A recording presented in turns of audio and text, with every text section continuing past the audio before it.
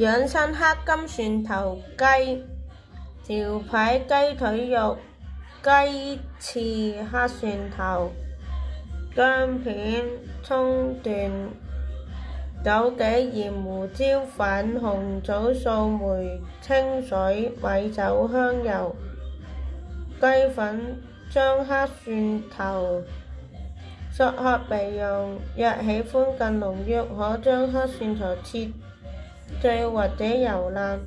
將雞肉清洗淨，食前快盡，用少許鹽同埋胡椒略醃約10分鐘。鍋中加入少許油，放入薑片同埋葱段爆香，香味四溢，加入雞肉翻炒至變色，放入黑蒜頭繼續炒香，使雞肉充分吸收蒜香。倒入適量清水，大火煮開，轉小火燜熟約1小時。